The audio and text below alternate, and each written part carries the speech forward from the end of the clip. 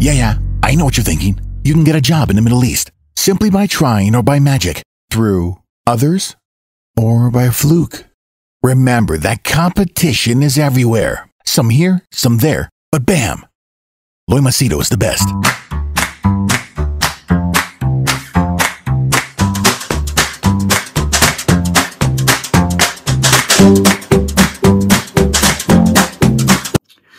Hi there, Machedo speaking to you from Machedo.com. Who's Machedo? Think personal branding. Time right now is 1:19 midnight. Okay, it's in the night. It was raining outside, so I couldn't do my video recording, which I normally do. And then obviously I had customers and clients with regards to personal branding. So year end, many people are very interested to develop their brand for 2022. Okay, if you guys are interested, just send me a private message. My details are put down below. Anyway, 3 topics that I wanted to address, 3 news articles. One is Dubai tycoon Sajwani, the Damac guy. He's amazed at the property bounce back. I'll give my thoughts with regards to that. Oman gives citizenship to 22 more people, expats. And finally, Nakil, it seems, is throwing out people from Jabal Ali village, which is one of the oldest residential areas. So I'll give my thoughts with regards to that as well. Okay. Put on your comments down below, whether you think I'm right or wrong. And if you have any information with regards to what's happening in the Middle East, let me know, which you cannot share publicly. After I do my research, obviously, I'll share. My details are put down below. Okay. So the first one is, this is with CNBC. I was kind of surprised that they had a lengthy article. I don't think it was a sponsored one, but obviously they're looking at business-related, updates. So here what it says is, Damac Properties, Hussain Sajwani says, Dubai's amazing property market bounce is a start of something long-term, despite what analysts are saying, which is a fragile recovery.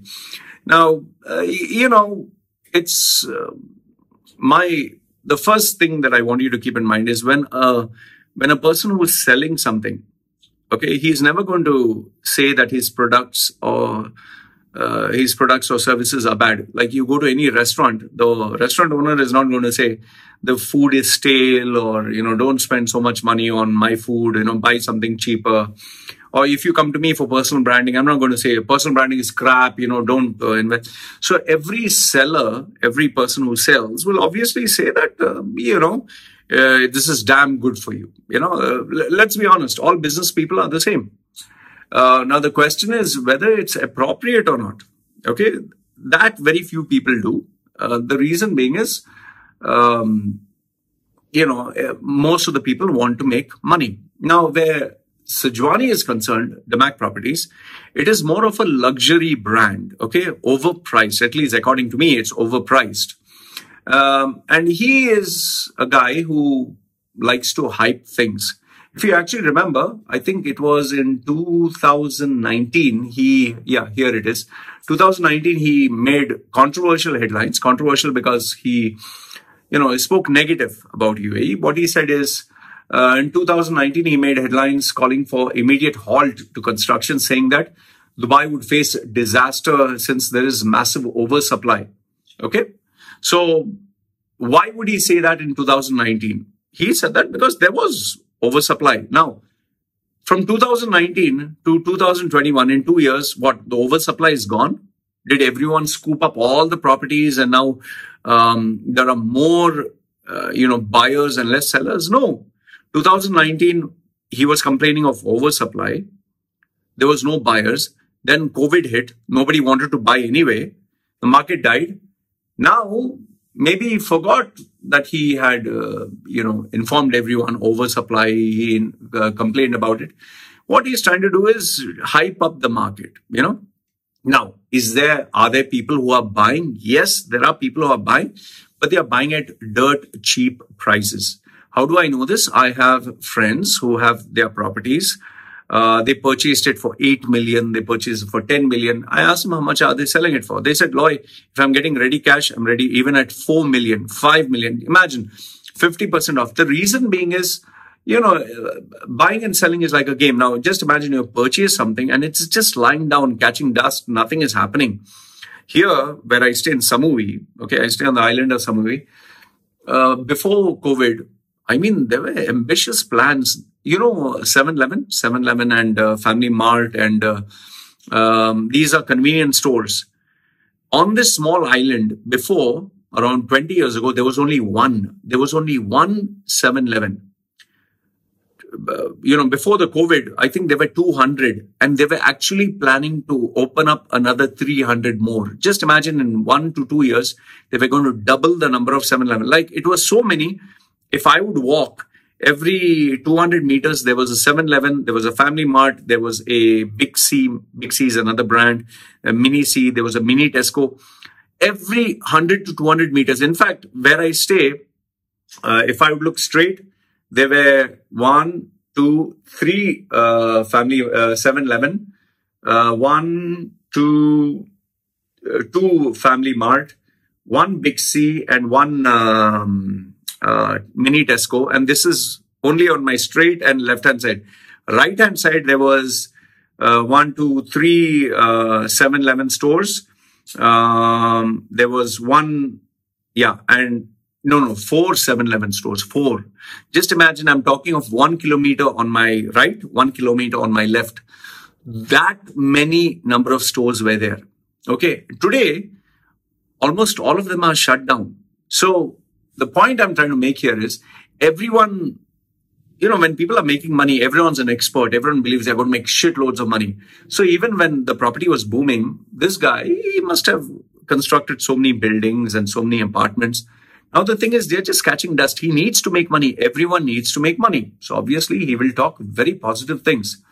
Then what he says here is, which is pretty funny. He says, I've seen Dubai over the last 20 years. It's gone through cycles, which is true.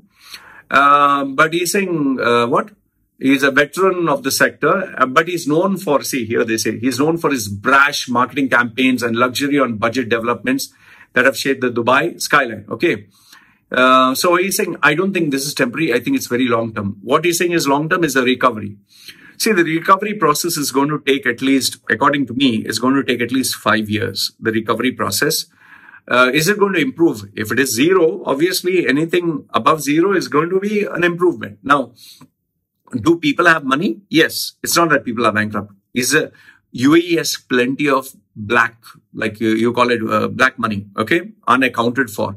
So obviously they want to buy and sell. See, people want to multiply their money. They don't want to just leave it there. But locking in and buying a property that nobody wants to buy afterwards is worse. And another problem is in UAE, one of the most controversial things about the property sector is they will have hidden charges. They will charge you for every small thing. Hidden charges like maintenance cost, security costs.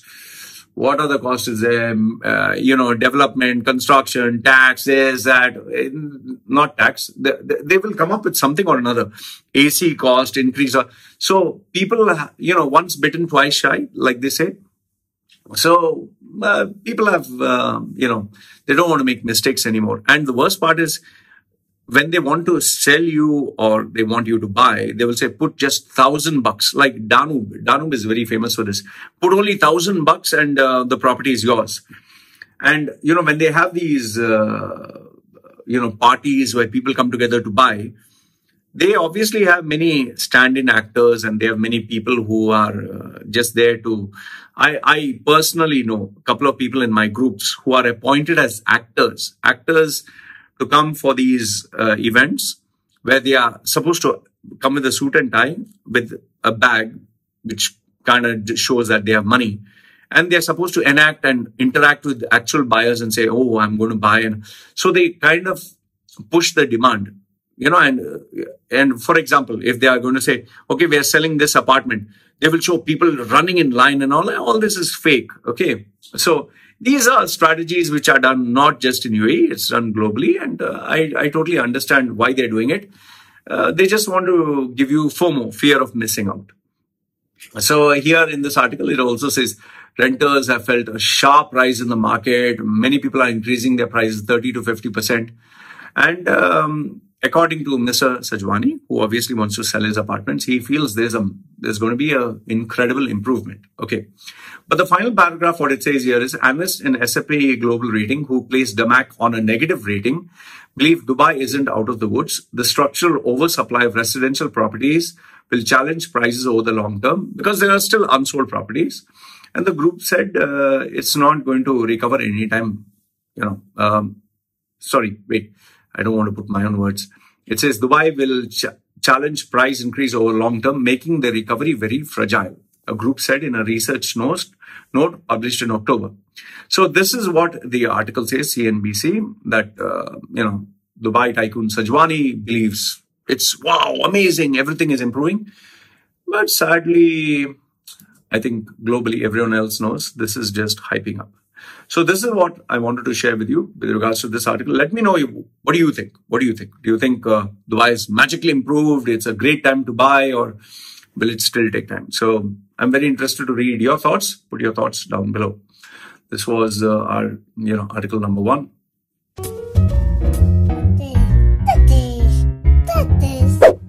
Yeah, I know what you're thinking. You can get a job in the Middle East simply by trying or by magic, through others or by a fluke.